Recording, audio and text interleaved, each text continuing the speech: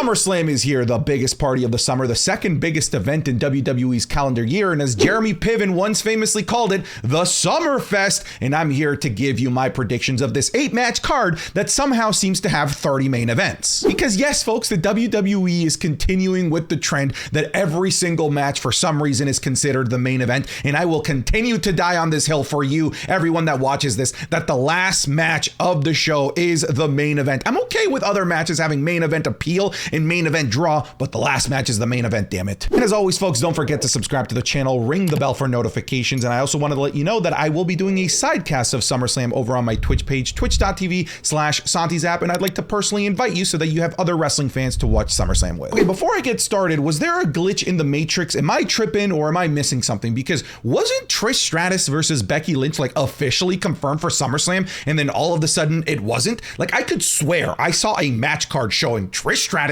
and Becky Lynch having a match at SummerSlam. I don't know what's going on, but either way, that match is no longer happening at SummerSlam. It technically happened on Raw, but now it's happening again 2 weeks after SummerSlam in Winnipeg on Raw. I don't know. Dude, I'm tripping out, okay? But that's not the only match that seems to have gotten the axe. We're also not going to be getting Santos Escobar versus Austin Theory at SummerSlam, even though that one was never like properly confirmed. I think one could assume that that US title tournament was supposed to lead to a match at SummerSlam, but I guess it didn't. And the last match that seems to have gotten the cut is Rhea Ripley versus Raquel Rodriguez. Again, that match was never properly confirmed, but they were building to it, and it's just no longer going to happen. But let's talk about the show now, because we have 8 matches on the card, and I think that there's going to be some fantastic surprises, and I'll throw in a couple of predictions as to what those surprise returns or debuts might be. Let's start with the bite into a Slim Jim SummerSlam Battle Royal. If this isn't LA Knight, that crowd is going to absolutely boo the shit out of the rest of the show. For the love of God, you just have to have LA Knight win this.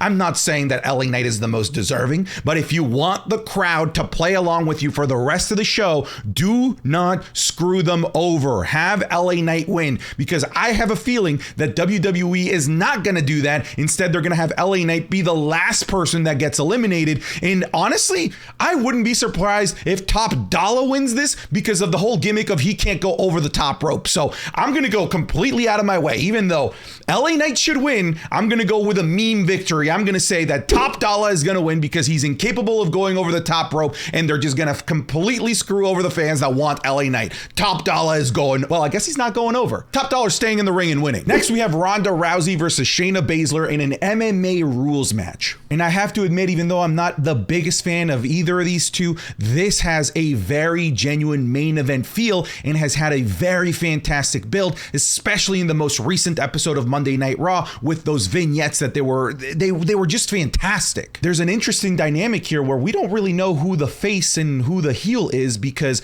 the fans see Ronda Rousey as the heel, but it seems like the vignettes in the WWE continue to see Ronda Rousey as the good guy in this situation. And the vignettes kind of gave us a taste of both, demonstrating that Ronda Rousey is sympathetic to the actions of Shayna Baszler, while also Shayna Baszler demonstrating all of the terrible things that Ronda Rousey did to her during their time together as a mentor and mentee relationship. So it's a very, very interesting story that these two are telling, and I'm very, very excited. I will like to see Bruce Buffer be the announcer for this, because it just has to be Bruce Buffer, right? It's an MMA rules match. It's got Ronda Rousey, it's got Shayna Baszler, and now Endeavor owns WWE and UFC. It just makes sense. Please have Bruce Buffer call these two ladies to the ring to really give it that real shoot MMA feel. If the stories are true, it seems like this might be Ronda Rousey's last match ever in the WWE, and I know that these two are fantastic friends behind the camera. At least I would assume, at least I think. Either way, I think Ronda Rousey is on her way out, is going to be doing the job for Shayna Baszler to try and elevate her as the new bad motherfucker of the women's division, even though she could have done this herself, but WWE just never really let her after her loss to Becky Lynch at WrestleMania 36. So I am taking Shayna Baszler to rekindle the magic of her being the Queen of Spades, the bad motherfucker that can destroy anybody in the women's division. And I think Ronda Rousey is going to be doing the job on her way out respectfully. So let's go with Shayna Baszler. And next we have the most viral match on the show, because both of them keep saying it. The WWE keeps saying it. So I'm going to say it too. It is the most viral match on the show. It is Logan Paul versus Ricochet. And I have to say, Logan Paul has been absolutely absolutely dominating this feud, both from a physical point of view, but also in the promos. Logan Paul has been looking like $1,000,000 physically and charismatically. This guy is he just keeps getting better and better on the mic. Right now, he's getting Dominic levels of absolute nuclear heat. The heat that he was getting from the Houston crowd in the most recent episode of Monday Night Raw was absolutely stellar. His backstage shenanigans with Byron Saxton are 10 out of 10. Logan Paul is coming out looking like an absolute superstar during this feud. But I don't know if I can say the same thing about Ricochet, because in my opinion, he keeps taking L after L after L, either physically or on the mic. And even in scenarios where he's supposed to be the one getting the upper hand on the mic, Logan Paul still trounces him. So I don't know if Ricochet is coming out better than he was when he went into this feud. But I think it's time for Logan Paul to get another win. Mr. SummerSlam himself will continue his SummerSlam win streak. I am taking Logan Paul to go over Ricochet in this match. Next, we have the Intercontinental Heavyweight Championship. Gunther, the Ring General, the champion, taking on Drew McIntyre. And this has the potential, of course, to be match of the show, match of the month, match of the summer, match of the year, match of the decade, because these two can go, dude. This is going to be a fantastic match, and I hope it goes for 20 to 25 minutes.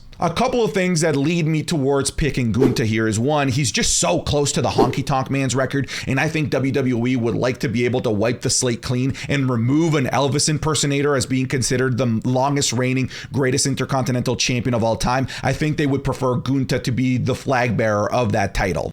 Additionally, I don't know what's going on with Drew McIntyre. He seems to have movies and other commitments. He missed the most recent episode of Monday Night Raw to film a movie in Budapest. I don't know if those commitments will continue to hinder him being able to be on episodes of Raw and in future shows. So I'm going to take Gunther here just from a logical point of view, but I think he's the right choice too. So I'm taking Gunther. Next, we have the most disrespected women's champion of all time, Asuka, versus Bianca Belair versus Charlotte for the WWE Women's Championship.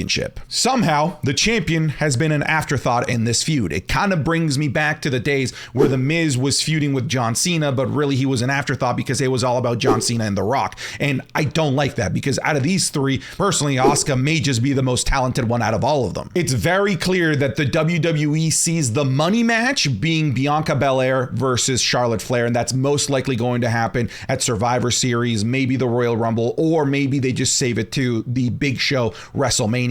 But they just keep putting Asuka in the back burner. She doesn't appear in the segments that have the other two. It's bizarre. It is very, very strange. To me, it seems like Asuka has a better story going on with Io Sky and Bayley. So maybe we have a appearance from Io Sky. Maybe this is where she cashes in her Money in the Bank. I am calling that Asuka is going to win, but not because she comes out being like the strongest one and the most talented one out of all of them, but because Bianca Belair and Charlotte destroy each other, and somehow Asuka is able to get in there, collect the remains, and pick up the victory. But cash in alert, because I think that this is where Io Sky cashes in and she comes out as the WWE Women's Champion. Just like she debuted last SummerSlam, she's gonna re-debut, but this time as WWE Women's Champion. Next up, we have Seth freaking Rollins versus Finn Balor for the WWE World Heavyweight Championship. And I want to believe, folks, I want to believe. I picked them last Premium Live event, and I'm gonna pick them again, damn it, because I think it finally makes sense. I think the story has come around full circle. The fact that it's a SummerSlam again, it is 7 years later, and they keep telling the story of the 7 years of hatred, the 7 years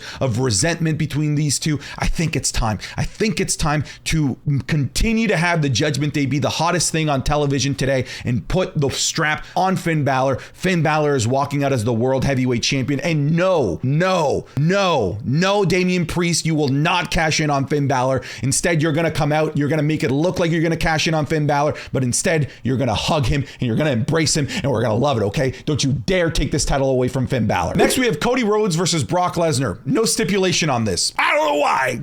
You'd think there'd be a stipulation on this. I mean, Brock Lesnar has literally been destroying him like the sea bear destroyed Squidward in that episode of SpongeBob. He even did it in front of his mom. You'd think, honestly, logically, that this would be a street fight, Hell in a Cell, literally anything. But no, it is just a regular old one-on-one match as far as we can tell. I'm assuming perhaps maybe the referee will get knocked out at some point in the match, and then we'll see some true brutality and weapons come into play. But quiz time. Why are these two feuding?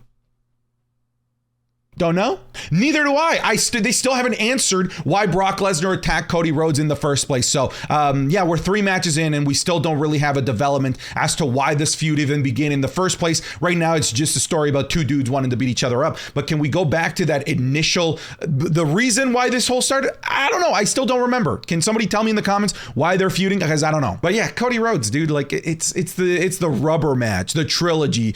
Cody Rhodes is winning this because Cody Rhodes is going to be the guy that's there weekly, and they're going to put him over, and Brock Lesnar is going to do the job. And then it's the match for the undisputed WWE Championship match, It's also for the Tribal Chief title, and it's also Tribal Combat, I don't know. That was my terrible attempt at a Jey Uso. But yeah, it's Roman Reigns versus Jey Uso for the WWE Universal Championship. By the way, it's still undisputed. It still has it in the title, even though, what's his face? Walrus face himself, Paul Heyman, doesn't carry the titles around anymore. But it's Tribal Combat, It's not gonna be Jay. It's not gonna be Jay. It's not gonna be Jay.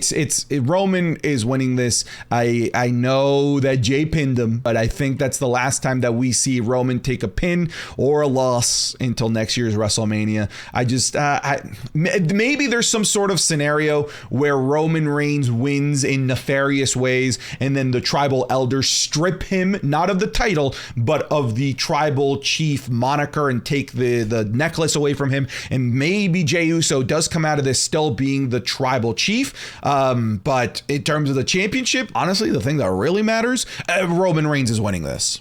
Surprises, are we going to get any? Because we have the Grayson Waller effect. Who's going to get that Grayson rub? That Grayson rub thing that he keeps saying, it just sounds like a gross massage parlor. Either way, it could be Randy Orton. I could see there being a strong likelihood that Randy Orton comes out during a Grayson Waller segment. I don't think The Rock comes out for a Grayson Waller segment. I'm going to just say that, because if The Rock is in the building, it needs to be to involve himself in the tribal chief storyline. It can't just be he comes out for the Grayson Waller effect and then we don't see him for anything else. Maybe there's a possibility that The Rock comes out for the Grayson Waller effect, but if he does come out, he absolutely needs to involve himself in this Roman Reigns storyline, because you can't have them both in the same building and not have them interact in some way, shape, or form. Because of that, I'm not gonna say The Rock. I've been calling for The Rock since the past Royal Rumble, and I keep getting burned. I keep getting used and abused by these Rock rumors, and I'm gonna say it's not happening, but Randy Orton is, and I will be so happy if Randy Orton comes back, because it means he's not retiring. At least I hope it doesn't mean that. But yeah, I'm calling Randy Orton to come back from his, oh my God, over a year injury. Can you believe that? Please come back. That's my predictions. Thank you very much for watching this. Again, twitch.tv/SantiZap if you want some friends to watch SummerSlam with. Link in the description below. Get out of here.